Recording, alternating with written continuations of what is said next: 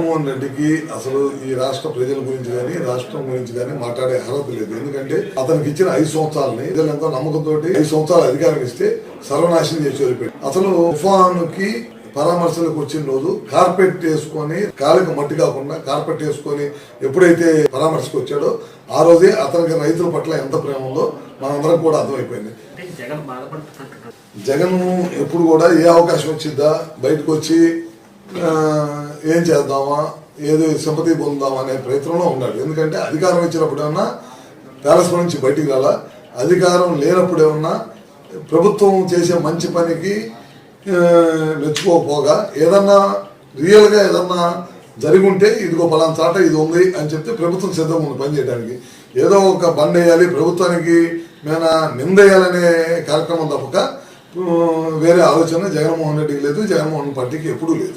వర్యులు గొట్టిపాటి రవి గారు నిన్న ఏదో ప్రోగ్రాంలో మాట్లాడుతూ జగన్మోహన్ రెడ్డి గారికి ఈ రాష్ట్రం గురించి కానీ రాష్ట్ర ప్రజల గురించి కానీ మాట్లాడే అర్హత లేదు అని కామెంట్ చేస్తున్నారు. మిస్టర్ రవికుమార్ గారు ఒక్కటి గుర్తుపెట్టుకోండి, ఈ రాష్ట్రంలో ఎటువంటి సంఘటన గురించి అయినా బాధపడేది ప్రజలకు మంచి చేసేది ఒక్క జగన్మోహన్ రెడ్డి గారే. ఎందుకంటున్నాను అంటే మీరు అనుకున్నటువంటి మేమేదో ఆ తుఫాన్ని డైవర్షన్ చేశాము పక్కకు పంపించాము అని విజయోత్సవాలు జరుపుకుంటున్నారు కదా, ఆ తుఫాను నుంచి రక్షించినటువంటి ప్రతి సిస్టమ్ని కూడా ఈరోజు మీకు అందుబాటులో తీసుకొచ్చింది జగన్మోహన్ రెడ్డి గారు అండ్ జగన్మోహన్ రెడ్డి గారి ప్రభుత్వం అనే గుర్తుపెట్టుకోండి.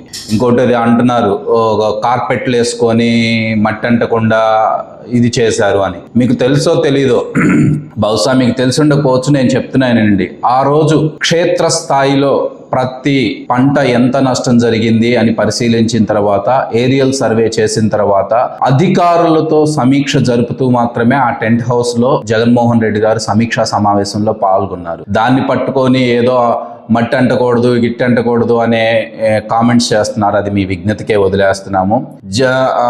వైఎస్ జగన్మోహన్ రెడ్డి గారు స్థాపించినటువంటి ఉచిత పంట బీమా పథకాన్ని మీ నాయకుడు మీరు తుంగలో తొక్కారు. తుంగలో తొక్కటమే కాదు, ఇప్పుడున్నటువంటి పరిస్థితుల్లో ఒక్కళ్ళన్నా అసలు ఇప్పటి వరకు ఇంత నష్టం జరిగింది అని మీరు ఎవరైనా అనౌన్స్ చేయగలిగారా? ఉచిత పంటల బీమాని ఎందుకు మీరు క్యాన్సిల్ చేశారు? దానికి తోడు నిన్న మీ నాయకుడే సాక్షాత్తు ఒక స్టేట్మెంట్ ఇచ్చాడు, ఎవరికైతే పంట బీమా ఉందో వాళ్ళకే దాన్ని మనం నష్టపోయిన రైతులకు అందరికీ న్యాయం చేస్తాము అని. అంటే మిగతా వాళ్ళందరి పరిస్థితి ఇది. మీ రైతుల పట్ల మీ నాయకుడికి మీ ప్రభుత్వానికి ఉన్న చిత్తశుద్ధి. దయచేసి ఇప్పటికైనా తిక్కల కామెంట్స్ అన్ని మానేసేసేసి రైతుల్ని ఏ విధంగా ఆదుకోవాలి అని మాత్రమే చేయండి.